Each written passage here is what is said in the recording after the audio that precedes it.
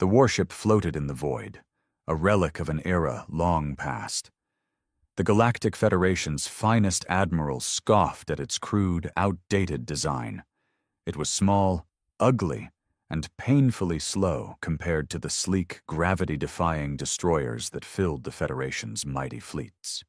To them, it was nothing more than a joke, a scrap heap barely worth the fuel it burned.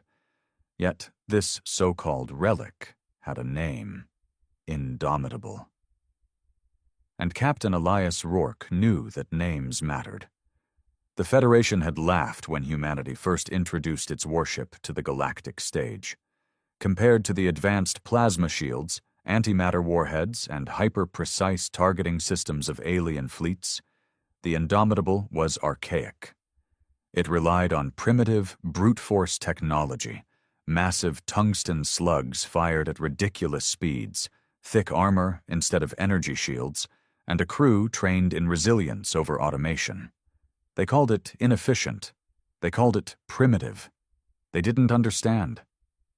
Humanity had spent centuries fighting wars with whatever they had, improvising, adapting, and finding new ways to kill with the crudest of tools.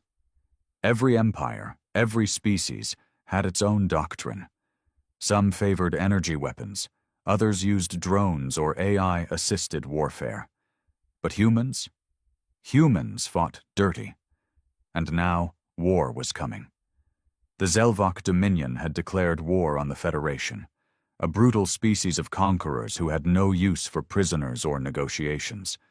Their fleets were vast, their technology terrifying.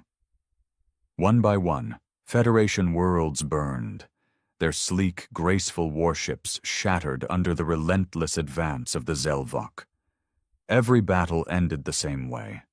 Federation forces routed, their once mighty fleets reduced to wreckage, their admirals unable to comprehend why their superior technology was failing them.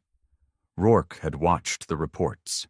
He'd seen how the Zelvok exploited weaknesses, how they adapted faster than any species the Federation had ever faced. Their energy-based weapons fried delicate shield systems. Their ships outmaneuvered every automated targeting system. Their fighters disrupted enemy formations with vicious precision. The Federation was losing, and now they were desperate enough to call on the one thing they had mocked. Indomitable had been stationed at a remote outpost, forgotten and neglected. When Rourke got the call to join the war effort, he knew what it meant. They were running out of options. They were throwing everything they had at the enemy, even the ship they had once ridiculed. Fine. Let them laugh. As Indomitable jumped into the contested sector, surrounded by the broken husks of Federation ships, the Zelvok turned their weapons toward it, expecting an easy kill. They had no idea what was coming. The first volley from the Zelvok ships slammed into Indomitable's hull, but there were no shields to short out, no delicate systems to disrupt. The armor held, reinforced with layers of thick, primitive metals that absorbed the impact. Unlike the Federation ships, which relied on sophisticated energy redistribution, Indomitable had been built to take a beating and keep firing. And fire it did. The kinetic cannons roared to life, launching tungsten slugs at speeds so high that even the Zelvok's advanced defense systems couldn't react in time.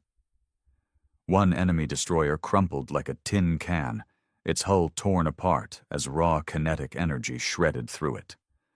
Another ship's engines exploded, sending it spiraling into the wreckage of its allies. The Zelvok scrambled, trying to adjust their tactics. But they had never fought anything like this. Indomitable didn't fight like the Federation. It didn't use elegant formations or predictable strategies. It fought the way humans had always fought, ruthlessly, relentlessly, with a brutality that defied logic. The warship they had laughed at was now the only thing standing between them and total annihilation. And Captain Elias Rourke had no intention of letting them win. The Zelvok fleet hesitated for the first time. They had spent years studying the Federation's war doctrines, predictable, precise, and logical. Every Federation ship followed carefully programmed attack patterns. Every fleet engaged with a cold efficiency that was easy to counter.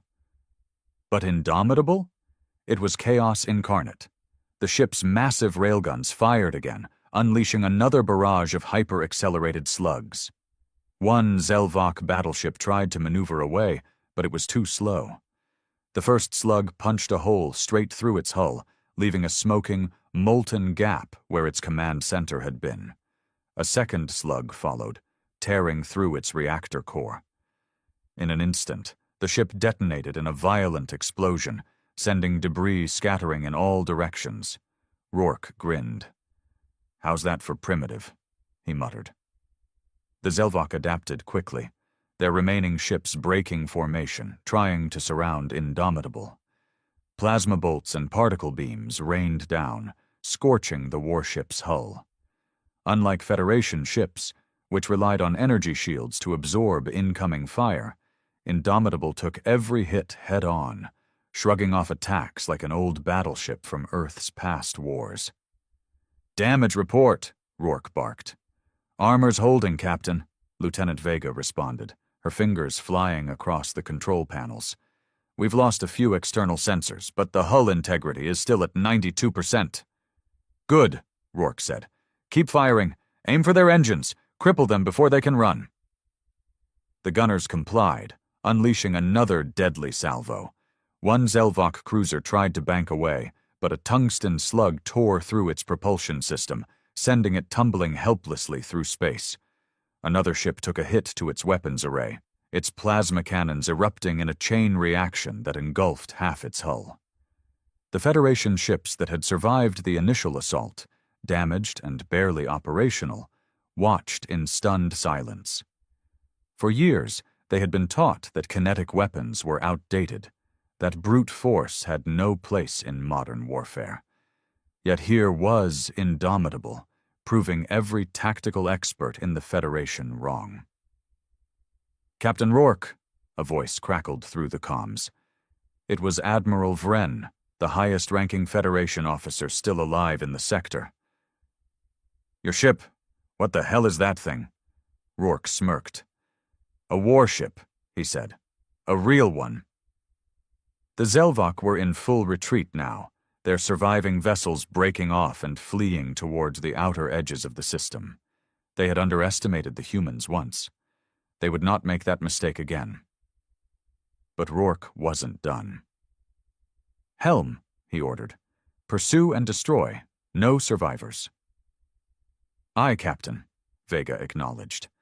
Indomitable's engines roared, propelling it forward with a force that made the deck tremble beneath their feet.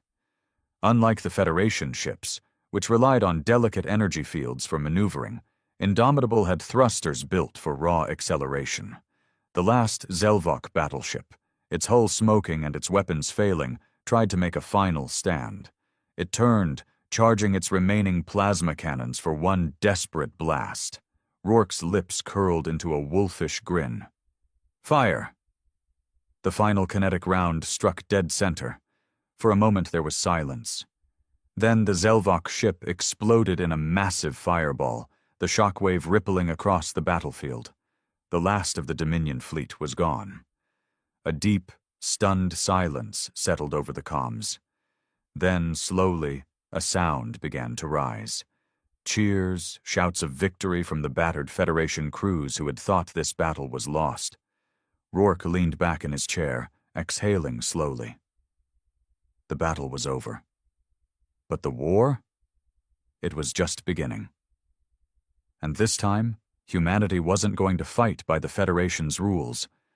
This time, they were going to fight their way. The aftermath of the battle left the battlefield littered with debris, broken Federation ships, charred Zelvok husks, and the lingering radiation of shattered reactors. Indomitable stood among the wreckage, scarred but victorious. Captain Elias Rourke surveyed the tactical screen. The Federation survivors were regrouping, scavenging what they could from the remains. The Zelvok, always arrogant in their superiority, had not expected to lose. This was the first time in the war that they had been outright beaten. The comms crackled to life again. Admiral Vren's voice carried a mix of exhaustion and something Rourke hadn't heard from a Federation officer in a long time. Respect. "Captain Rourke, we owe you our lives." Rourke smirked, but his voice remained cool. "You can thank me when this war is over, Admiral. If we don't change the way we fight, today's victory will mean nothing." There was a long pause. Then Vren sighed. "I won't argue with you. Whatever the Federation's been doing, it clearly hasn't worked." Another pause. "That ship of yours, Indomitable, it fights differently. It thinks differently." "That's because it wasn't designed by committees of bureaucrats," Rourke replied. "It was designed by people who know what war really is." Silence. Then, "We need more ships like yours, Captain." "A lot more." Rourke had expected that. The Federation had dismissed human combat tactics for years, calling them inefficient and barbaric. But now, desperation was setting in. The Federation had always been built on the idea of technological and strategic superiority. But against an enemy like the Zelvok, who adapted, who learned, who exploited weakness, that superiority had crumbled. They needed a new strategy. Number. They needed human strategy. "Admiral," Rourke said, leaning forward, "if you're serious about this, I'm going to need more than a few new ships. I need full control over tactics and deployment. The Federation's way of war doesn't work. You let me fight my way, or we lose this war." Another silence, then a deep exhale. "I'll talk to High Command." Rourke knew what that meant. The bureaucrats would fight it. They wouldn't want to hand over control to some reckless human captain with an outdated warship. But they didn't have a choice. The war had changed. And Rourke was going to make sure humanity led the charge. "Set course for the nearest Federation shipyard," he ordered. "We're going to show them what real warships look like." As Indomitable turned, pushing its way through the wreckage, a single thought burned in Rourke's mind. Let them laugh. They wouldn't be laughing for long. The journey to the Federation shipyard was tense. The remaining Federation ships, battered and humiliated, followed Indomitable in silence. There were no official orders from High Command yet, no declarations of a new strategy, just the whispers spreading through the fleet. Rumors that a single, outdated human warship had turned the tide of battle. Rourke sat in his command chair, watching the hyperspace tunnel streak past on the main display. He knew how this would play out. The Federation had spent centuries building a war machine that was sleek, efficient, and, in their minds, unstoppable. Now that machine was failing, and the people in charge wouldn't want to admit they were wrong. "Captain, incoming transmission from the Federation shipyard," Vega reported. "High Command is demanding an immediate debriefing." Rourke grunted. "Put them through." The holoscreen flickered to life, revealing an aging, sharp-faced man with a uniform that looked like it had never seen a battlefield. Admiral Caslor, one of the Federation's senior strategists, the type of officer who had spent more time in meetings than in combat. "Captain Rourke," Caslor began, his tone clipped. "I've read the reports. I'm struggling to understand how your vessel, an outdated human relic, was able to outfight the Zelvok." Rourke leaned forward. "We won because Indomitable wasn't built by a committee that prioritizes aesthetics over survivability." Caslor's lips tightened. "That ship of yours lacks shields. It lacks energy-based weaponry. It is a brute force design in an age of precision warfare. You're telling me it worked?" "You saw the results, Admiral." Caslor's expression darkened. "It was a fluke. The Zelvok were unprepared for such primitive tactics. If they adapt—" "They will adapt," Rourke cut in. "That's the whole damn point. They've adapted to every strategy the Federation has thrown at them. That's why you're losing. but what they haven't adapted to is human warfare. Kaslor scoffed. Human warfare? You mean your people's obsession with brutality? Rourke smirked. I mean fighting to win, Admiral. The Federation fights by rules. Humans fight to survive. Kaslor hesitated. He wasn't used to being challenged, but Rourke could see the doubt creeping in. High Command is not ready to embrace this kind of thinking, Kaslor finally said.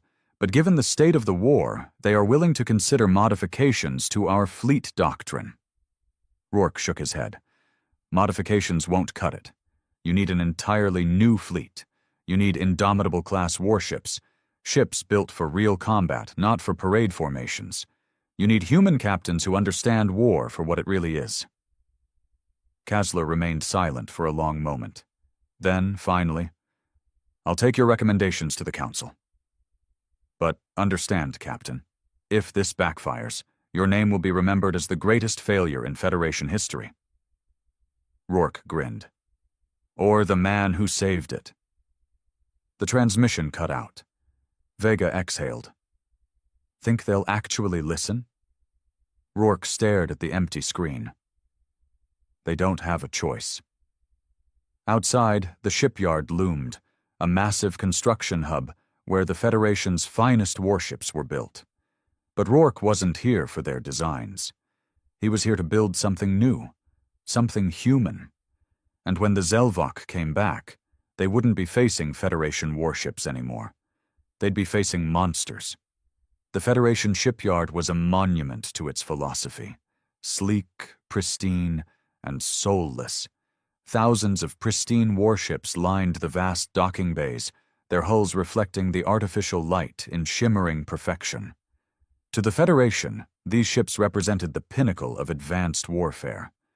To Rourke, they were little more than fragile glass sculptures waiting to be shattered. As Indomitable approached the docking ring, the crew could feel the weight of hundreds of eyes on them. Fleet personnel, engineers, and officers all stopped to stare at the battered, outdated warship limping into port. They had heard the stories. The ship they had laughed at, the relic they had mocked, had done what their finest fleets could not. Rourke stepped off the boarding ramp, his boots echoing against the metallic flooring as he and his officers made their way toward the command center. Waiting for him was Admiral Kaslor, flanked by several other high-ranking Federation officials. Some wore expressions of curiosity. Others barely concealed disdain. Captain Rourke, Kaslor greeted him, his tone unreadable. Welcome to Zenith Shipyard. You've certainly caused a stir. Rourke smirked. Figured the Federation could use a wake-up call. Kaslor's expression hardened.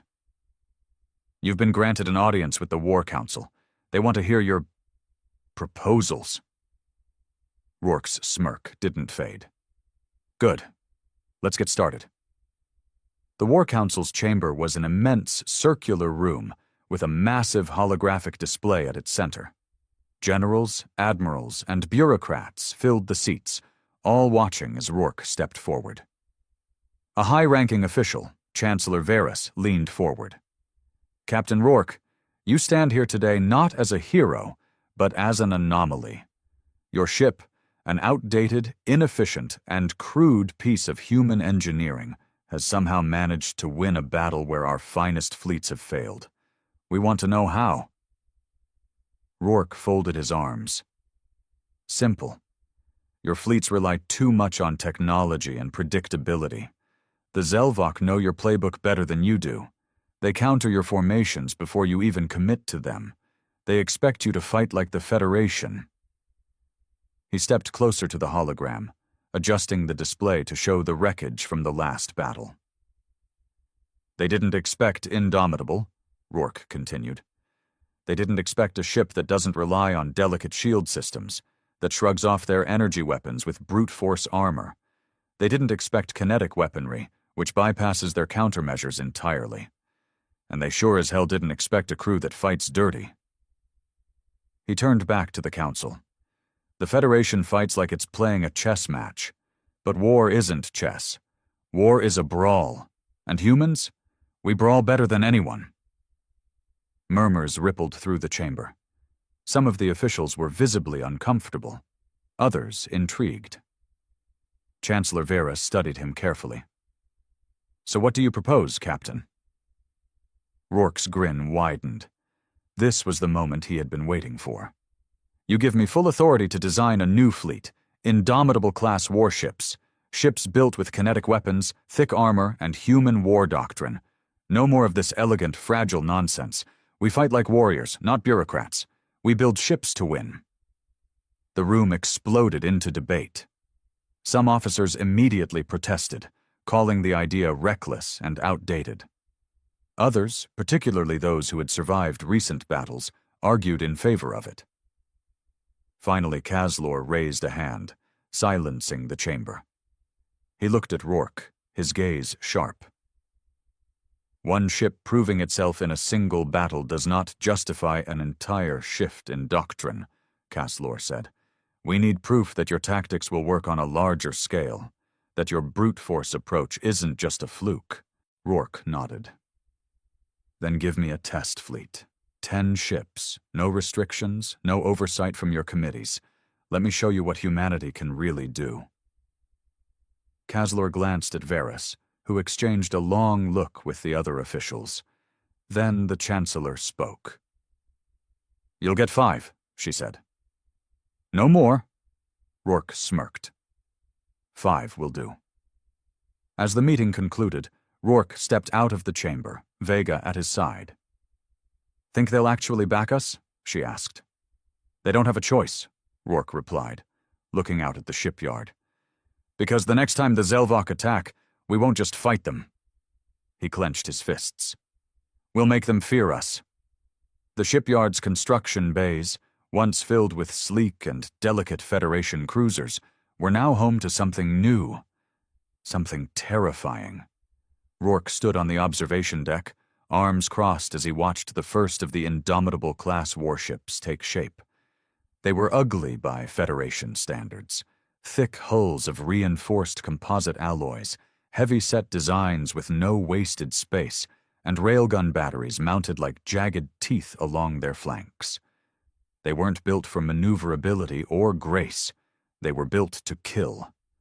Behind him, Admiral Caslor approached, his face a mask of controlled skepticism. You got your warships, Captain, Caslor said. Now what? Rourke smirked.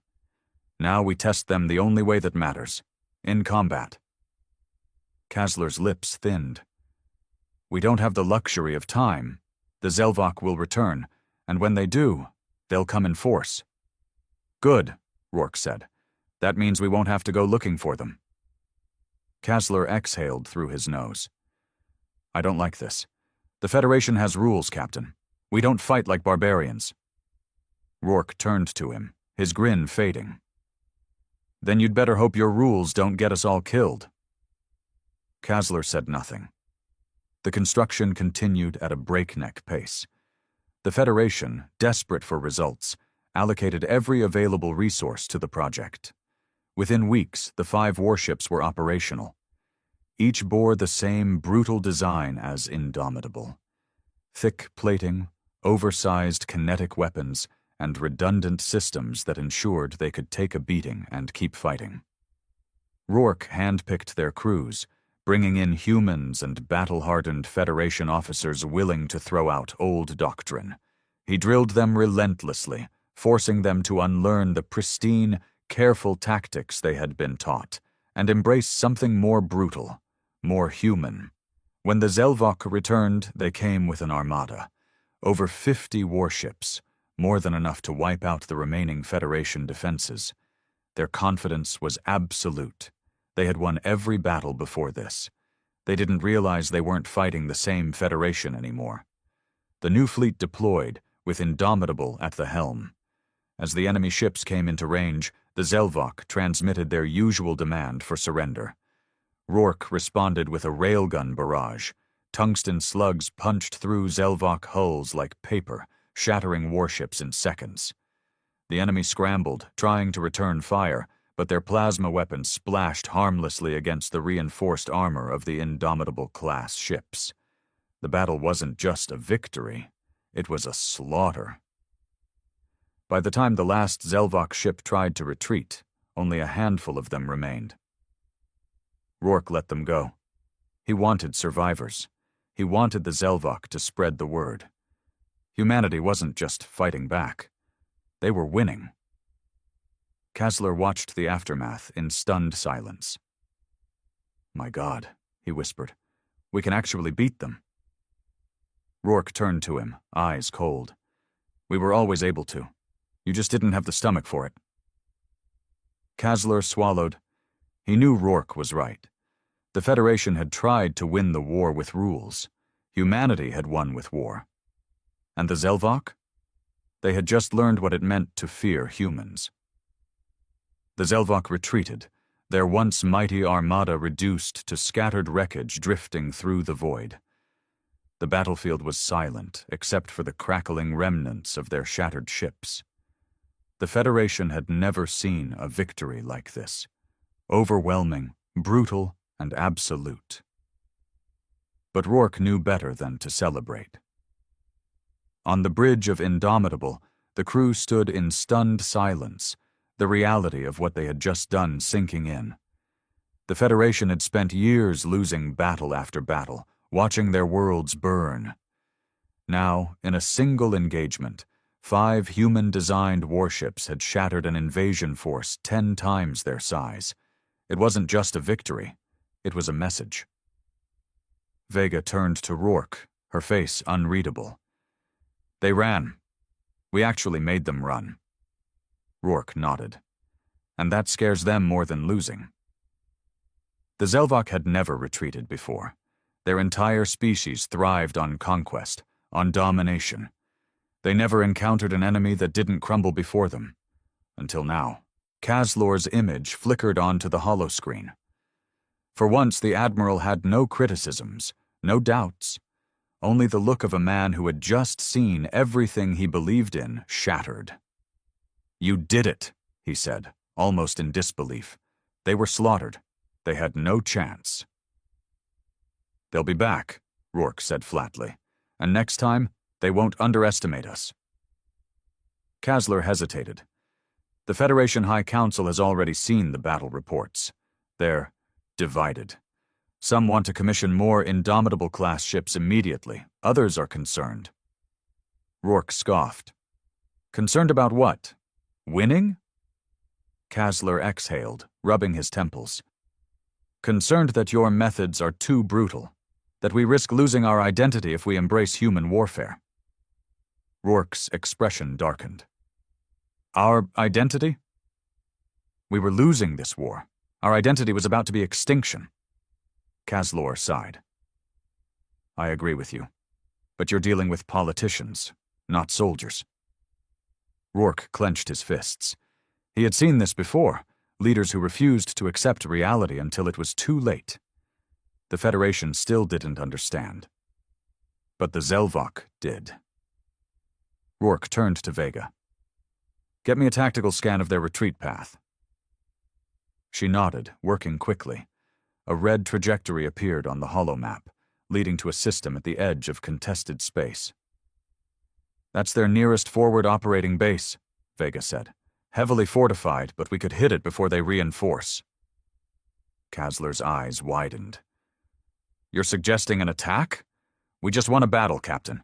You want to provoke them further?" "They're already provoked," Rourke said. "Right now they're afraid. If we wait, they'll regroup, adapt, and come back stronger. But if we hit them again, if we keep hitting them, we break them before they recover." Kasler hesitated. But Rourke saw something different in his eyes this time. It wasn't doubt, it was fear, not of the Zelvok, of him. Kasler swallowed. "I'll inform the Council." Rourke turned back to the holographic map, his mind already 3 steps ahead. The Zelvok had just learned to fear humanity.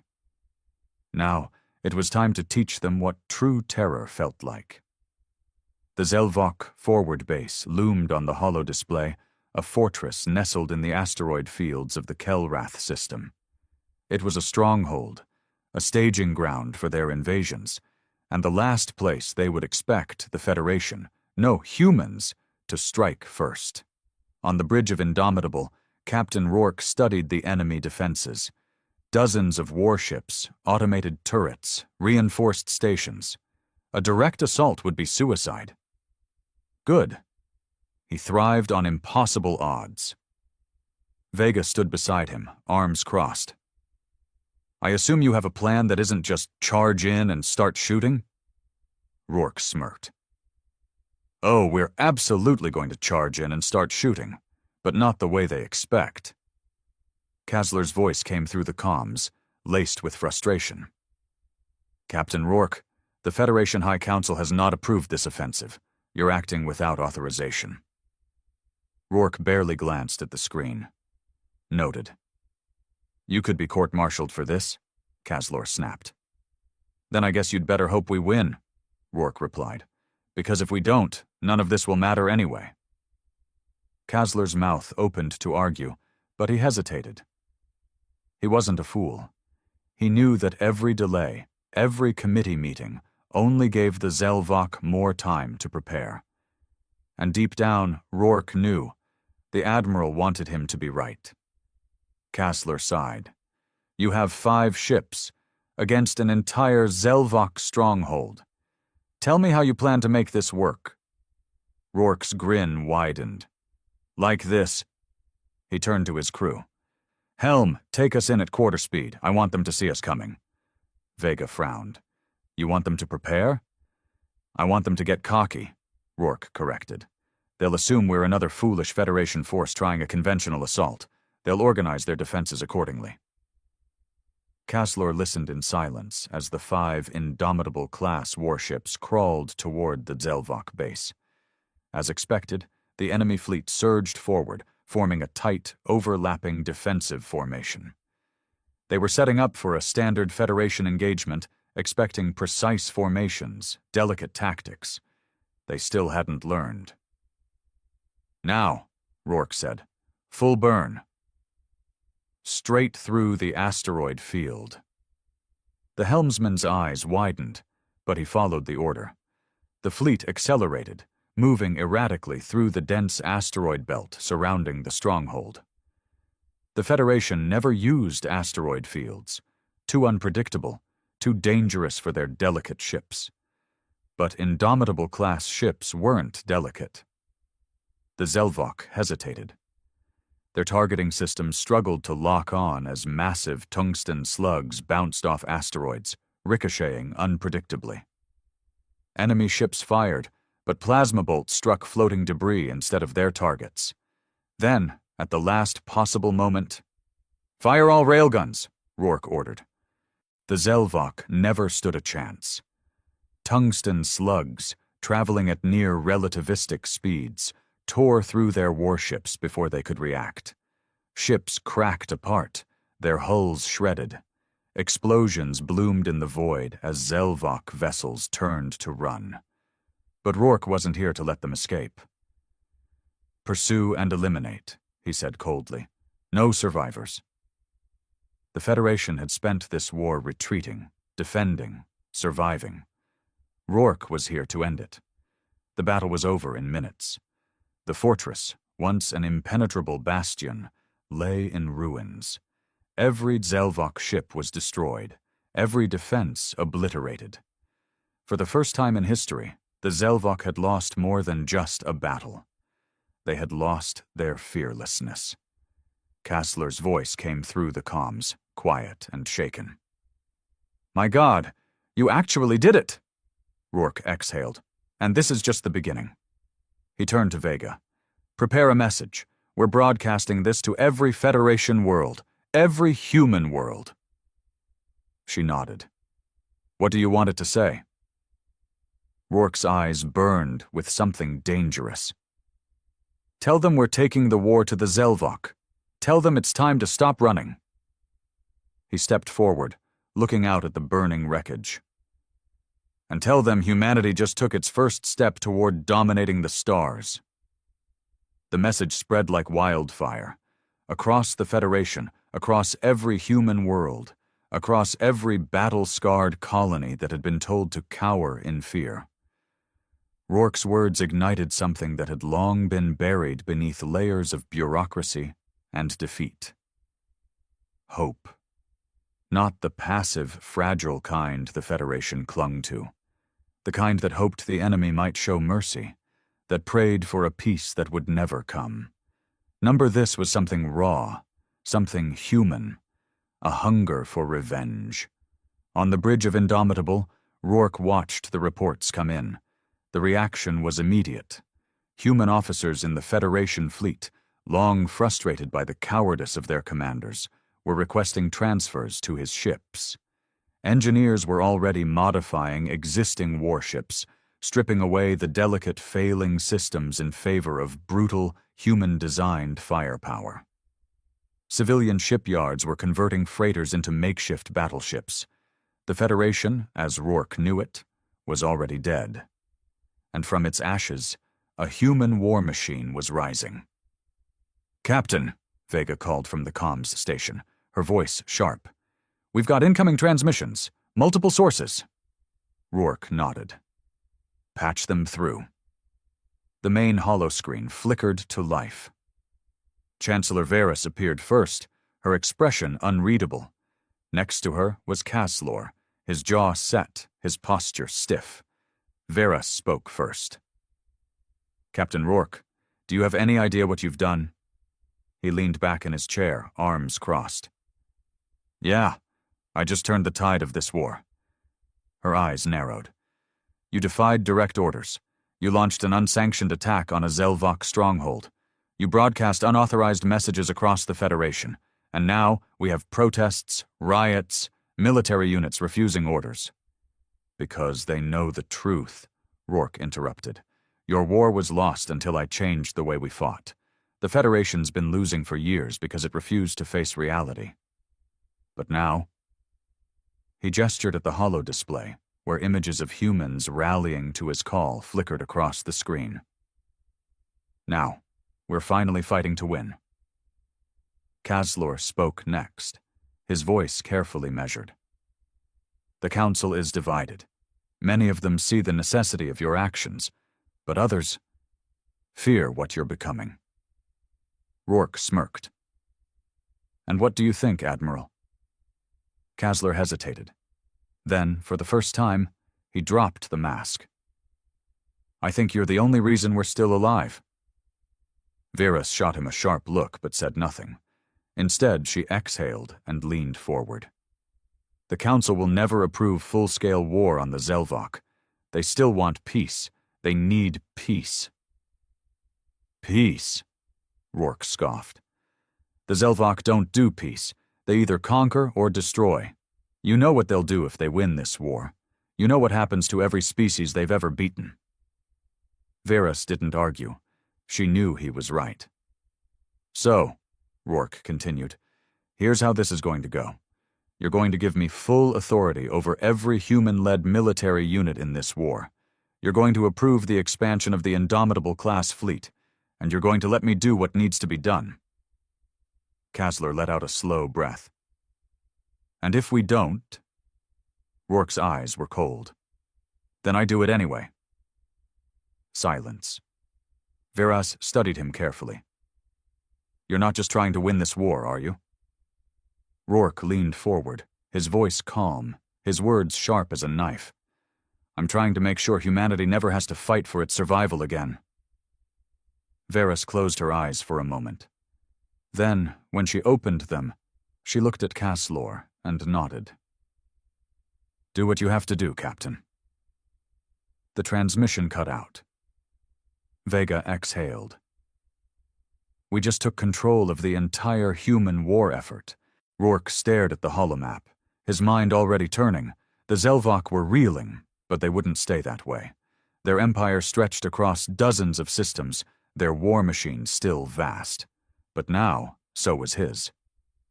"Good," he said. "Then let's get to work."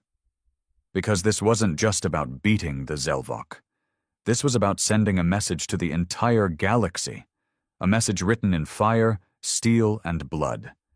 Humanity would never be underestimated again. The war didn't end with one battle, nor even a dozen. The Zelvok were wounded, but they were not broken. Not yet. But humanity had changed. Under Rourke's command, the Federation's human forces abandoned the old doctrines and embraced something new, something brutal. The Indomitable-class warships became the backbone of a relentless, unstoppable offensive. No longer did humans fight for survival. Now, they fought for domination. One by one, Zelvok's strongholds fell. Their fleets, once considered invincible, shattered under the relentless barrage of kinetic firepower. They tried to adapt, but the humans were always a step ahead. Every time the Zelvok developed a countermeasure, Rourke and his forces changed the game again. Gone were the predictable, delicate battles of the old Federation. Now, war was fought the human way. Entire Zelvok systems burned. Planets they had once ruled with iron fists now lay in ruins, their people forced to flee before the relentless tide of human vengeance. For the first time in their history, the Zelvok were not the conquerors. They were the conquered.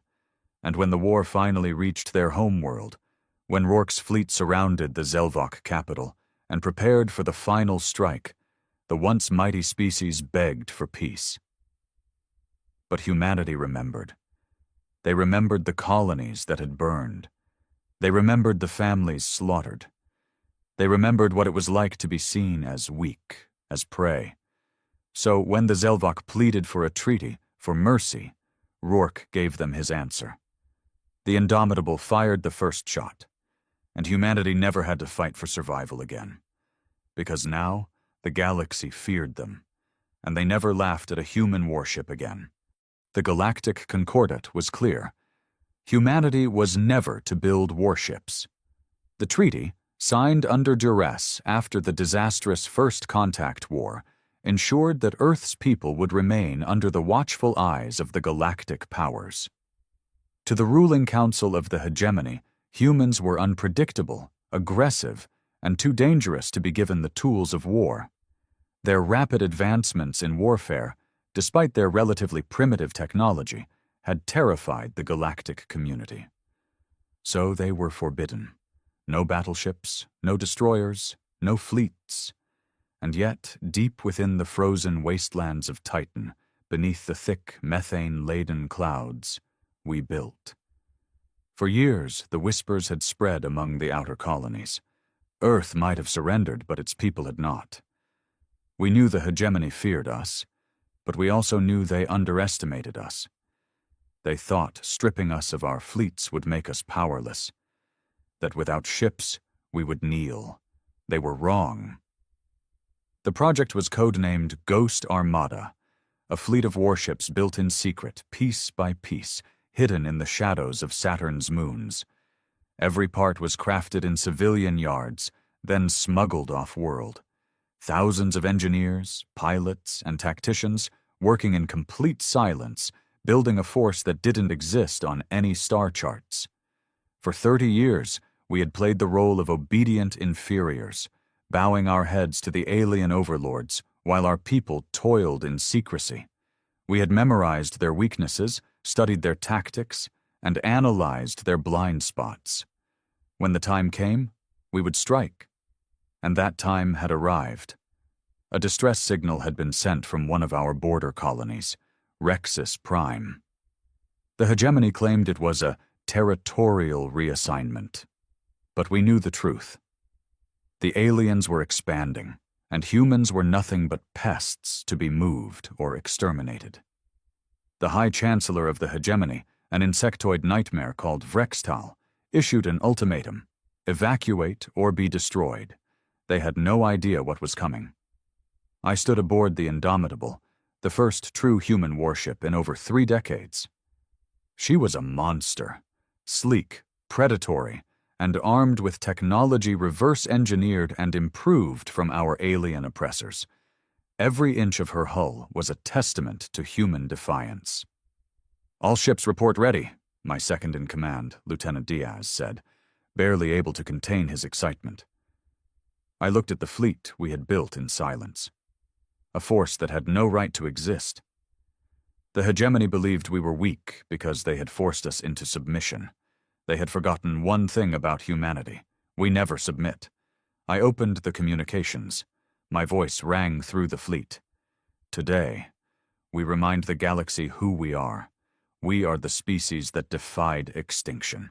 We are the ones who turned defeat into victory. We were forbidden from building warships, but we refused to obey.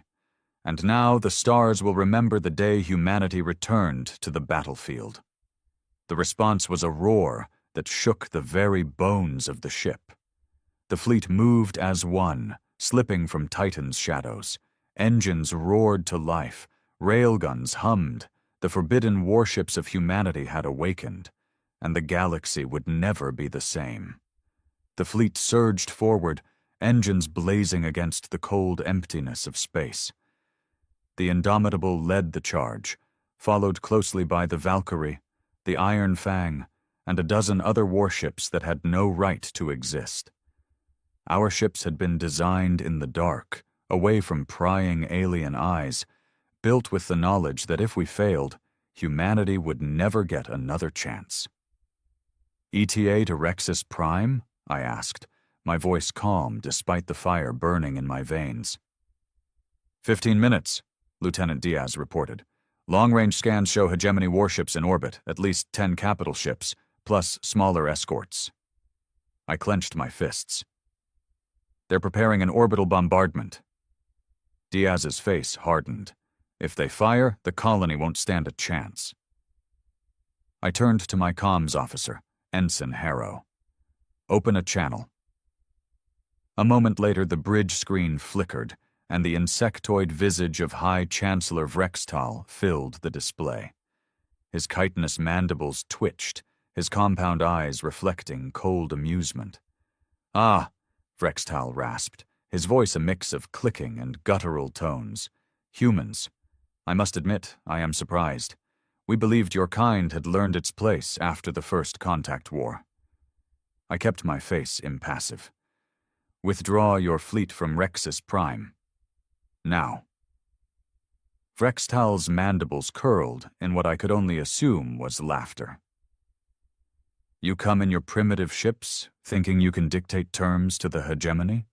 Your world is allowed to exist by our mercy alone. I allowed myself a smirk. Mercy? Is that what you call 30 years of oppression? I stepped forward. You think we've been idle, Chancellor? You think we've just been bowing our heads, letting you dictate our future? Vrextal tilted his head. You have no warships, no fleet. You are not even allowed to... I cut him off. We were forbidden from building warships.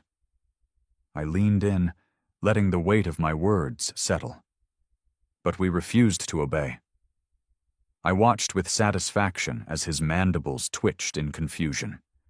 His compound eyes darted to something off-screen, and I knew his officers were detecting our fleet for the first time. The Indomitable and her sister ships decloaked, emerging from the void like wraiths. The Ghost Armada, hidden in the shadows for 3 decades, was now very real. Vrextal's posture shifted. This is impossible. No, I said. This is humanity. The moment the comm cut, I gave the order. All ships, attack. The first salvo struck before the hegemony even had time to react. Kinetic rounds, moving at near light speed, slammed into their lead dreadnought, Krexaval. Armor shattered, air ignited. The mighty hegemony warship, once a symbol of their unchallenged power, split apart like glass under a hammer. Panic rippled through their ranks. They're trying to maneuver, Diaz barked. They won't get the chance. I pointed at the enemy flagship, Zorvex Prime. Bring us in close. Fire plasma lances. The Indomitable surged forward, its weapon banks lighting up. Bolts of searing plasma lanced across the void, striking the Zorvex Prime's engines. A chain reaction erupted, sending debris spiraling in all directions. We were winning.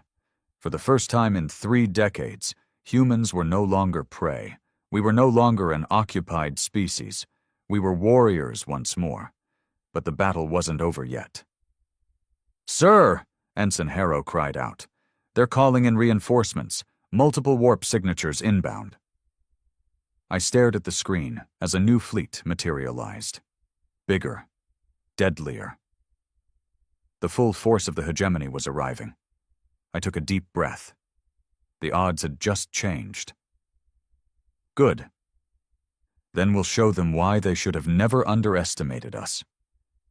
The battlefield was chaos. The wreckage of shattered warships floated like drifting tombstones, fires burning even in the vacuum of space. The first wave of the hegemony's fleet had been decimated, but now the real challenge had arrived.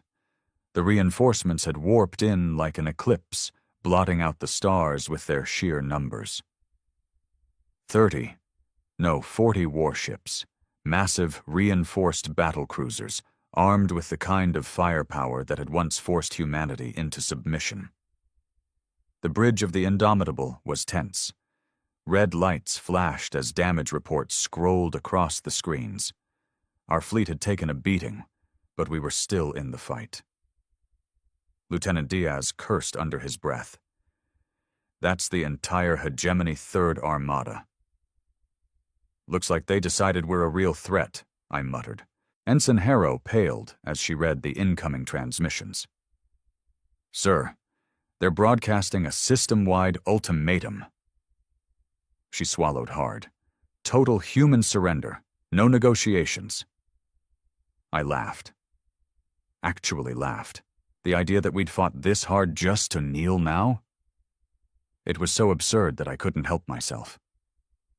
"No." My voice was firm. "We don't surrender." I turned back to my officers, looking each one in the eye. "We didn't come all this way just to survive. We came to win." Diaz exhaled sharply and nodded. "Then let's make these bastards bleed." The enemy fleet opened fire first. Green lances of particle beams cut through the void, slamming into our forward lines.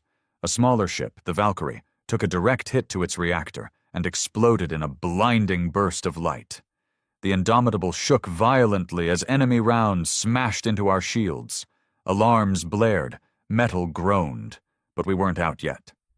"Return fire!" I barked. Railguns roared. Plasma torpedoes streaked forward, weaving through the battlefield. The Iron Fang launched its experimental gravitic warhead, a weapon that crumpled space around its detonation point. A hegemony cruiser imploded in on itself, its own mass crushing it like a tin can. Still, they kept coming. "Sir, we can't fight them head-on forever," Diaz said. "We're outnumbered 4-1. "I know," I murmured. "We need to change the battlefield." My mind raced. We needed an edge, something the hegemony wasn't expecting. And then as I stared at the sensor data, I saw it, a gravitational anomaly. "Titan's gravity well," I whispered. Then, louder, "Helm!"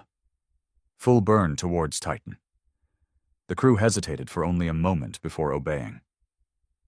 The Indomitable and our remaining warships fired their thrusters, pulling hard towards Saturn's largest moon. The hegemony followed, just as I'd hoped. They didn't understand yet, but they would. As we entered Titan's gravitational pull, our ships maneuvered with practiced precision. We had trained for this, designed our vessels with it in mind. The hegemony? They had no experience fighting in Saturn's chaotic gravity fields. Their formation faltered. Their ships, massive and slow, struggled to compensate for the shifting gravitational tides. And that's when we struck. Fire at will. Kinetic rounds, plasma lances, and torpedoes rained hell upon the disoriented enemy fleet. A dozen ships went up in flames before they even had time to react. The tide was turning again, but the battle was far from over. The Indomitable rocked violently as a hegemony dreadnought. Vrexcal locked onto us and fired a direct hit. Sparks showered from the ceiling. The lights flickered. Shields were dropping fast. "We can't take another hit like that," Diaz shouted. I gritted my teeth. We needed a way to take that monster down, or we'd all be dead in minutes.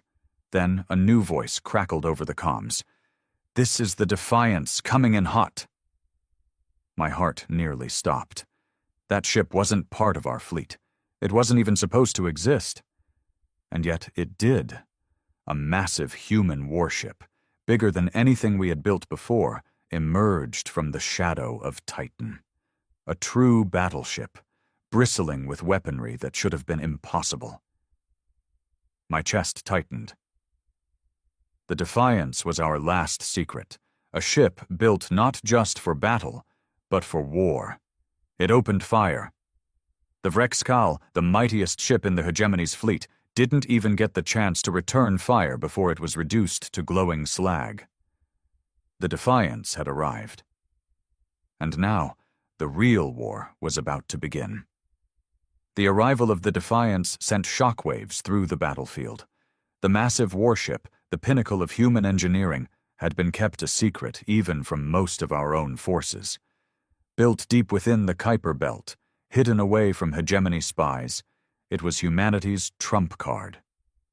A ship that should not exist. Yet here it was, turning the tide of battle in an instant. The Defiance fired again, unleashing its primary weapon, a fusion-laced railgun slug the size of a city bus. The projectile tore through space at an unfathomable velocity, striking a hegemony battleship dead center. The alien vessel, designed to withstand siege warfare, shattered like glass, its armor peeling away before it detonated in a chain reaction of explosions. The enemy fleet hesitated.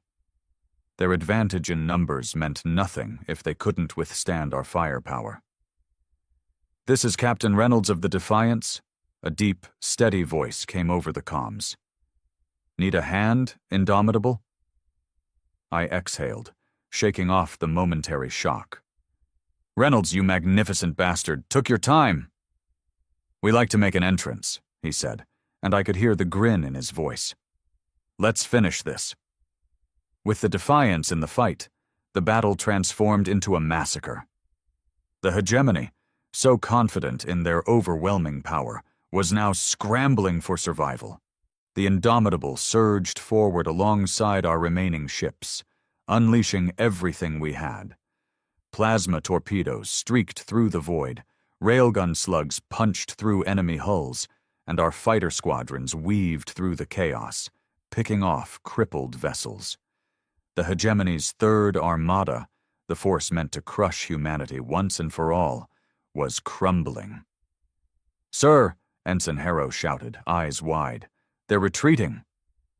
I looked at the tactical display. She was right. The remaining Hegemony ships were pulling back, their formation shattered. Even their command ship, a monstrous dreadnought at the rear of their fleet, was turning away. They were running. For the first time in history, the Hegemony was retreating from humans. The bridge erupted in cheers. The ghosts of every colony they had burned, every life they had taken, roared in our hearts as we watched them flee. But I wasn't satisfied. "Negative," I said coldly. "We do not let them escape." The bridge quieted. Lieutenant Diaz turned to me, surprised. "Sir?" I met his gaze. "They'll be back, Diaz. If we let them go now, they'll rebuild, regroup, and return with 10 times the force." My voice hardened. "We finish this. Here, now." Diaz's expression shifted, a slow, dangerous smile forming. "Aye, Captain." I opened the fleet-wide comms. "All ships, pursue and annihilate." Like a pack of wolves, we fell upon the retreating fleet. The Defiance led the charge, cutting down ships before they could jump to warp. The Iron Fang and Valkyrie fired precise volleys, striking engines, preventing any escape. The final ship to fall was their command dreadnought, a towering behemoth, its hull scarred and burning, desperately trying to reach the jump point. We didn't let it. The Indomitable closed in, our railguns glowing with energy. I opened a direct channel. "High Chancellor Vrextal." My voice was steady, even. Your empire ends today. The insectoid creature appeared on the screen, his mandibles twitching in rage. You think you have won? He hissed. You think this battle means anything? The hegemony spans thousands of systems. You are nothing but a nuisance. I leaned forward. Then why are you running? His mandibles clicked in fury, but before he could respond, I gave the order. Fire! The railguns unleashed their fury. The dreadnought's hull buckled under the impact, explosions rippling through its structure. For a moment, it seemed to hang in space, its massive frame defying gravity itself. Then, in a brilliant flash, it was gone. Silence filled the bridge. The battle was over. I took a deep breath, feeling the weight of what we had done. We had not only defied the hegemony, we had defeated them, but I knew this was only the beginning. Sir, Diaz said, his voice quieter now. What happens next? I looked out at the wreckage, at the burning remnants of an empire that had tried to break us. Now, I said. Now we take the fight to them. The Ghost Armada had revealed itself, and humanity was done hiding. The war had begun. The remnants of the hegemony's fleet were gone, scattered debris floating in the cold void, their empire humiliated. For the first time in history, humanity had struck back, not just in defiance, but in total victory. The Third Armada had been annihilated. Their High Chancellor's flagship was dust, and the galaxy had just learned a terrifying truth. Humans were not prey. We were predators. I stood at the Indomitable's bridge, watching as our fleet regrouped. We had won, but there was no time to celebrate. This was only the first battle. The hegemony would retaliate. When they returned, it wouldn't be with one fleet. It would be with everything they had. We need to move, I said. Now. Diaz nodded, already anticipating my next orders. Where? I turned to the galactic map, staring at the vast expanse of enemy-controlled space. To the heart of the hegemony. Silence filled the bridge as my officers absorbed the meaning of my words. Their homeworld? Diaz finally asked, his voice hushed. I nodded. They expect us to retreat, to run back to Earth, reinforce and hide. I glanced at the crew, meeting their gazes one by one. But we're not doing that. A slow grin spread across his face. We're taking the war to them. Excitement rippled through the bridge. For decades we had been forced to live under their rule, bending the knee to an empire that saw us as nothing more than a nuisance. Now, for the first time, we had the chance to end them. But it wouldn't be easy. The hegemony controls thousands of worlds, Ensign Harrow said, her voice careful. Even if we hit their capital, it won't end the war overnight. I nodded. True, but it will break them, their government, their morale, their belief in their own invincibility. Captain Reynolds' voice came over the fleet-wide comms. So what's the plan, Indomitable? You lead the charge, or do we have a little more subtlety in mind? I smirked. A bit of both. I pulled up the star charts, highlighting a series of systems. They think we're just some rogue insurgents, an annoyance to be crushed. They don't yet realize that humanity is done kneeling. I traced a path through the hegemony's outer colonies. We won't hit them head-on, not yet. First, we carve a path through their supply lines, burn their shipyards, cripple their infrastructure. Diaz nodded. Bleed them dry before the killing blow. Exactly.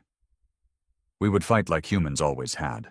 Dirty, relentless, and without mercy. The hegemony had the advantage in raw numbers, but they were slow, arrogant, and dependent on rigid command structures. We were unpredictable, adaptive, and we would make them afraid. I looked around the bridge, taking in the hardened expressions of my crew. None of them hesitated. Every single one of them had lost something to the hegemony.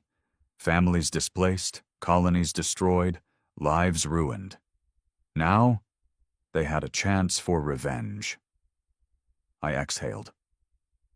Set course for the Dracos shipyards. The Dracos system was a critical manufacturing hub for the hegemony's war machine. Taking it out would cripple their fleet production, buying us time to move deeper into their territory. The engines of the Indomitable hummed as our fleet prepared for the next phase. As I looked out at the stars, I felt something I hadn't in years. Hope. The war had begun, and humanity was just getting started. The journey to Dracos was tense, filled with an electric anticipation that ran through every member of the fleet. We weren't just on the run, we were on the attack. For decades, humans had been forced to operate in the shadows, but now we moved with purpose, a storm cutting through the dark. The Dracos shipyards were one of the largest military production facilities in the hegemony, responsible for assembling entire battle fleets. If we could take it out, we wouldn't just cripple their war machine. We'd send a message. The hegemony wasn't invincible. "We're approaching the system," Ensign Harrow reported. "Long-range scans show heavy fortifications, orbital platforms, defense grids, automated turrets." She swallowed. "And a fleet." I stepped forward, my fists clenching. "How big?" Diaz exhaled through his teeth. "Not as large as the Third Armada, but still formidable. 2 dreadnoughts, 6 battlecruisers, and at least 20 support ships." He glanced at me. They were expecting trouble. Of course they were. After what we did at Rex's Prime, the hegemony had no doubt scrambled to protect key infrastructure. The days of catching them completely off guard were over. But that didn't mean we couldn't win. "They think we'll engage them head-on," I murmured. "A brute force assault like any other species would try." Diaz smirked. "But we're not any other species." "No," I said, a slow grin forming. "We're humans, and humans fight dirty." I turned to the fleet-wide communication. "All ships, execute Phantom Strike." Our formation shifted immediately. The Indomitable and the heavier warships pulled back, cutting their engines to minimal power, drifting in the void like debris. Meanwhile, our stealth corvettes, small, nearly undetectable ships, slipped forward, vanishing into the darkness. The hegemony fleet held its position near the shipyards, unmoving, confident. They knew we were here, but they didn't know how we would strike. That hesitation would cost them. Minutes passed. The silence was deafening. Then, suddenly, boom! Explosions erupted within the enemy fleet. The stealth corvettes had slipped past their outer defenses, planting charges on key vessels. A battlecruiser erupted into a fireball, secondary explosions ripping it apart. Another ship lost power entirely, its engines flickering before it drifted helplessly into the void. Panic spread through the hegemony fleet. That was our moment. "All ships, attack!" The Indomitable roared forward, railguns spinning up, plasma lances slicing through the dark. The Defiance followed, its heavy cannons tearing through the enemy dreadnought like paper. Fighters swarmed around the battlefield, weaving between wreckage, striking where the hegemony was weakest. Their fleet crumbled. The orbital platforms turned their guns on us. But we were ready. The Iron Fang deployed an EMP charge, sending a pulse through the enemy defenses, shorting out targeting systems. We pressed forward, smashing through what little resistance remained. Soon, the only thing left was the shipyard itself. I opened a direct channel. "This is Captain Hayes of the Indomitable. Surrender now, and you will live." A guttural snarl came through the comms. "You may win this battle, human," the hegemony commander spat, "but you cannot win the war." I leaned forward. "We'll see about that." I cut the transmission. A moment later, the Defiance unleashed its primary cannon. The Dracos shipyards, once a symbol of the hegemony's industrial might, erupted into a superheated inferno. Fire consumed the structure, sending massive chunks of debris spiraling into the planet's atmosphere below. The mission was a success. As I stood on the bridge, watching the destruction unfold, I knew one thing for certain. The war had just begun. And we were winning. The fires of the Dracos shipyards burned behind us as we slipped into deep space, engines low to avoid detection. The battle had been a decisive victory, but there was no time to celebrate. The hegemony would be furious. They would come in force, and if we stayed too long, we'd be overwhelmed. "Casualty reports?" I asked, keeping my voice steady. Diaz exhaled. "We lost the Vanguard and Silver Star. Iron Fang took heavy damage but is still operational. Fighter losses were minimal. Most pilots managed to eject." I nodded. "And the enemy?" Harrow scrolled through her tactical readout. "Dracos is completely destroyed. Enemy fleet is wiped out. No survivors." She hesitated. "We intercepted a transmission before we left. The hegemony is aware of what happened. They've declared humanity an existential threat to the galactic order." A slow smirk formed on my lips. Good. For decades they had treated us as insignificant, as if we were nothing more than a minor nuisance. Now? Now they were afraid. Diaz folded his arms. "They'll come for us with everything they have." "Let them," I said, staring out into the void. "We'll take the fight to them first." The fleet drifted in the silent darkness of space, hidden amongst the asteroid fields near the remnants of Dracos. The hegemony would send scouts, trying to determine our next move. They expected us to go on the run, to scatter like prey. We weren't going to run. I brought up the galactic map, staring at the heart of the hegemony. Their core systems were still out of reach, but there were targets that would hurt them. Badly. "We strike their supply lines next," I said. "Without resources, their fleets are useless." Diaz frowned. "Do we have the numbers for that?" "No," I admitted. "Not yet." He studied me for a moment. "You have something in mind." I grinned. "We're not the only ones who hate the hegemony." The bridge fell silent as they realized what I meant. The hegemony had crushed dozens of species under their rule, ruling through fear and subjugation. But what if those species knew the hegemony could bleed? What if they knew humanity was fighting back? "We send a message," I said. "A broadcast across every pirate network, every insurgent cell, every world that's ever been under their boot." I turned to Harrow. "Let them know the hegemony is vulnerable. Let them know humanity is at war." Harrow's eyes widened. "If we do this, we'll be lighting a fuse that can't be undone." I met her gaze. "That's the point," Diaz chuckled. "Now that's the kind of war I want to fight." Harrow nodded and began transmitting. The message would spread like wildfire, rippling through the underworld of the galaxy. There would be no turning back now. I stood at the bridge, watching the stars. The war had started with a whisper. Now it was about to become a storm. The message spread faster than we could have hoped. Within days, the underworld of the galaxy was ablaze with whispers of humanity's defiance.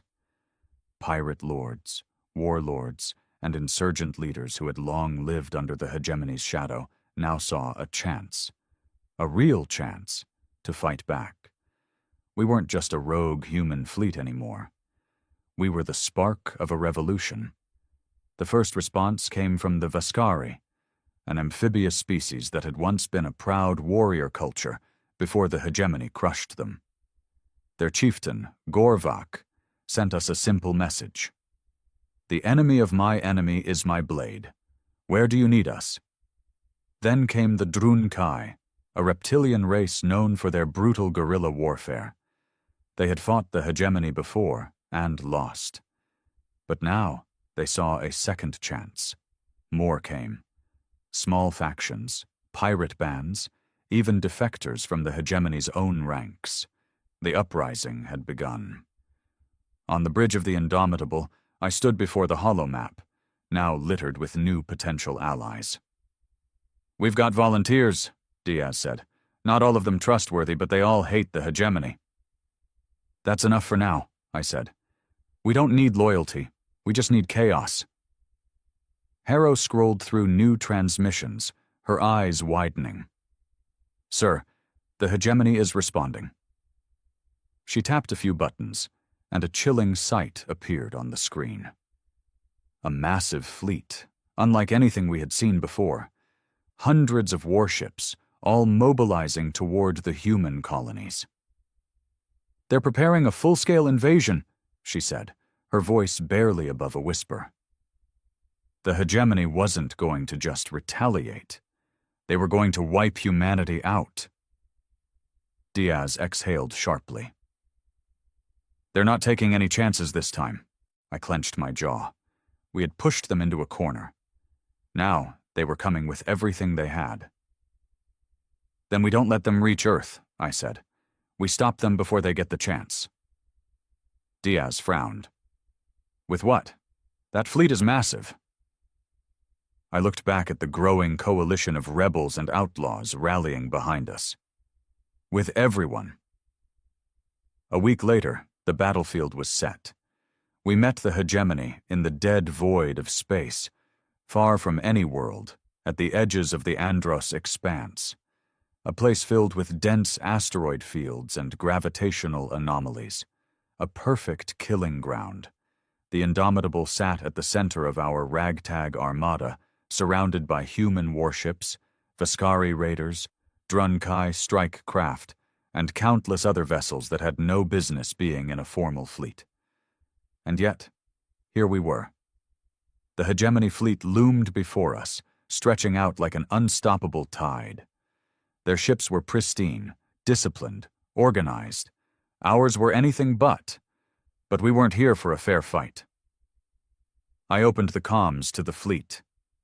"You all know why we're here. The hegemony thought they could rule us forever, thought they could keep us afraid, thought they could crush anyone who dared to resist." I paused, letting the silence settle. Then, with a slow grin, I finished. They were wrong. A roar of agreement erupted through the comms. Then the battle began. The hegemony fleet surged forward, their disciplined formations tightening, ready to crush us under their superior firepower. But we weren't going to fight them head-on. Instead, we broke apart. The Vascari raiders slipped into the asteroid fields, using their smaller size to harass the flanks.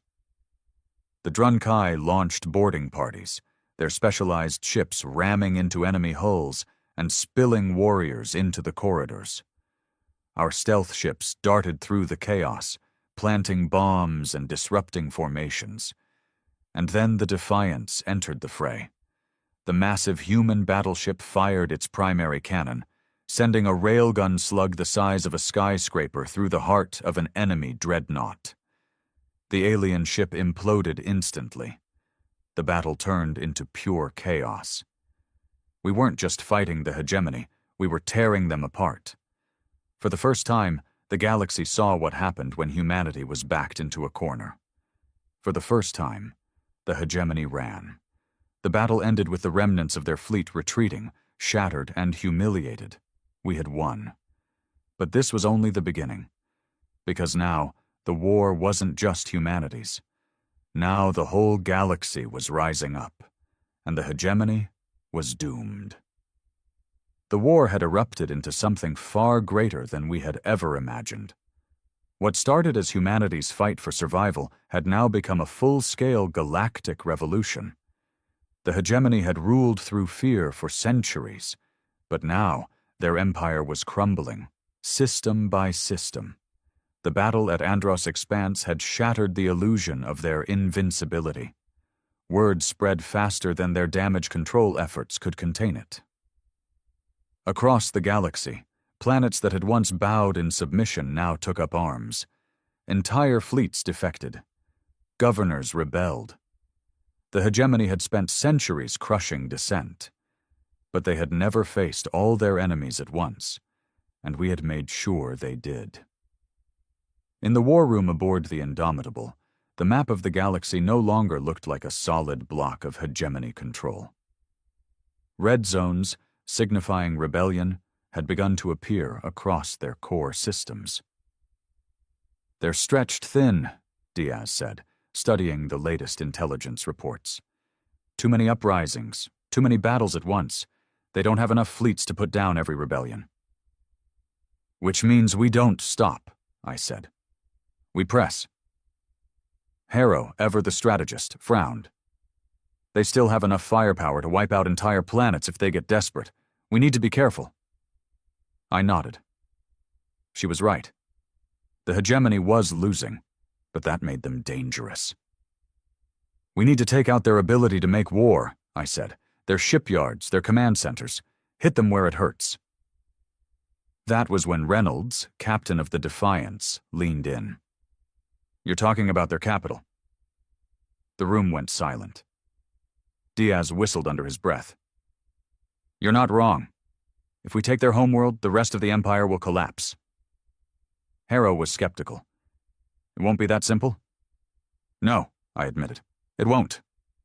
The hegemony's homeworld, Zor-Vak Prime, was the most fortified planet in the known galaxy. Massive orbital defenses, an armada of their strongest ships, and planetary shields that could withstand prolonged bombardment. A frontal assault would be suicide, which was why we weren't going to fight fair.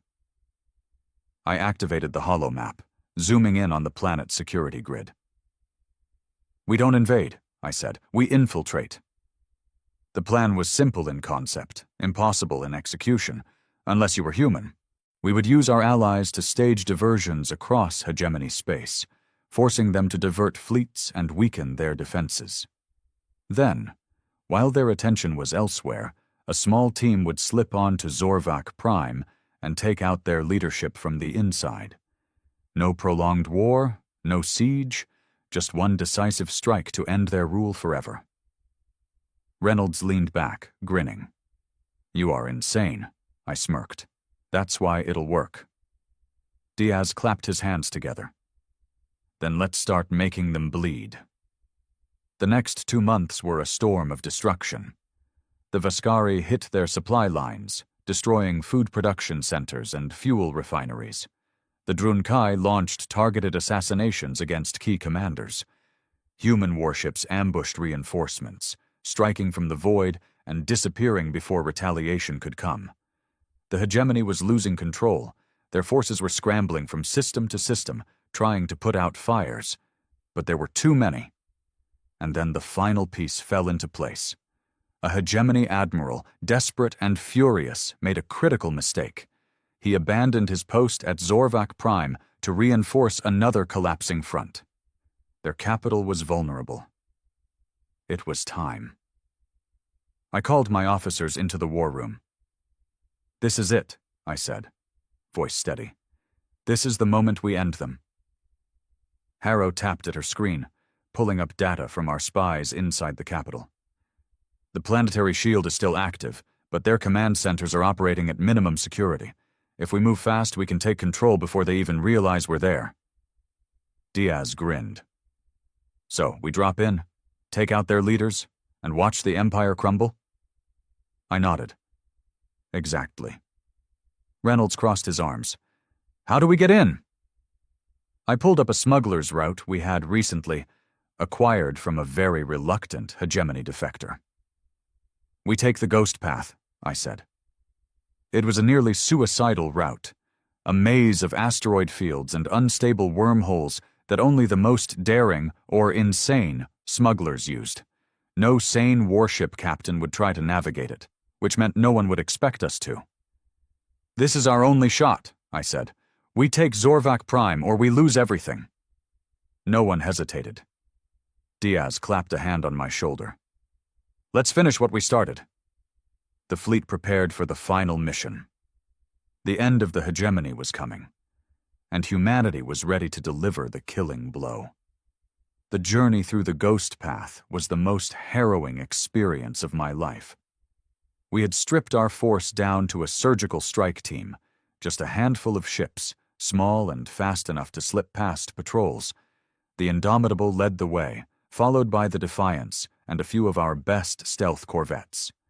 Every officer, every soldier aboard knew the stakes. The Ghost Path was a nightmare. Unstable wormholes that could rip a ship apart, gravitational anomalies that threw navigational systems into chaos, and asteroid fields so dense that even the best pilots struggled to maneuver through them. One wrong move, and we'd be nothing but debris. But we made it. Barely. The moment we emerged from the final jump, Zorvac Prime filled our view, a massive, sprawling world of towering black spires and glowing energy grids. It was the heart of the hegemony, the center of their power. And it was vulnerable. The planetary defense fleet was still present. Several dreadnoughts, dozens of cruisers. But they weren't expecting us. Their forces were stretched thin across the galaxy, fighting the very war we had ignited. Diaz let out a low whistle as he studied the screen. "This is suicide. You know that, right?" I smirked. "Only if we fail." Reynolds' voice came over the comms.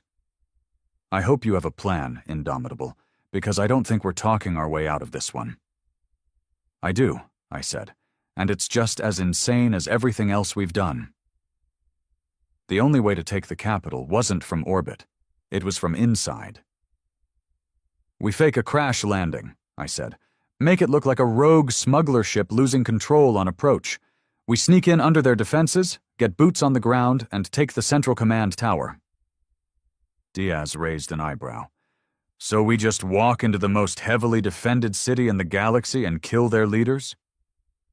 "Not just walk," I said. "We bring a storm with us." I turned to Harrow. "Are the insurgents in place?" She nodded. "Confirmed. We've got cells on the surface, ready to rise up as soon as we make our move." The plan was reckless. Insane. But it would work. "Then let's end this."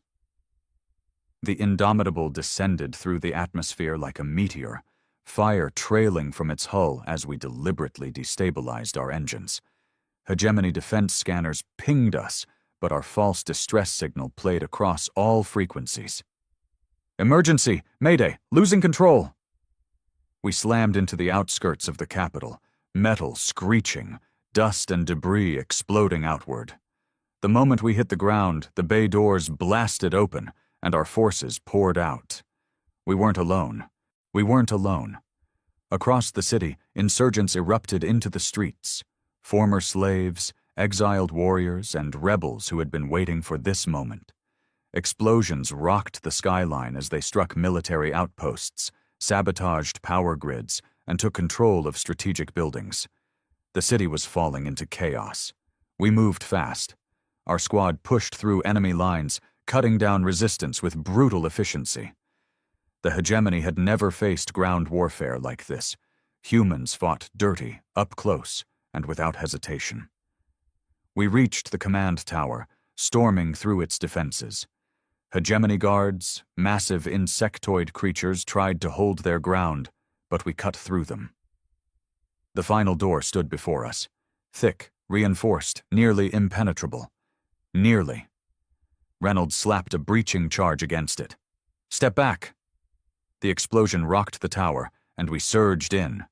Inside, cowering behind security forces, was the Supreme High Chancellor of the Hegemony, Vorzal, the last true ruler of their empire. His mandibles trembled as he stared at us in disbelief. This is impossible," he hissed. I leveled my weapon at him. "This is humanity." With one shot, I ended his reign. The fall of Zorvac Prime sent shockwaves across the galaxy. The hegemony, leaderless and fractured, collapsed within weeks. Their fleets surrendered.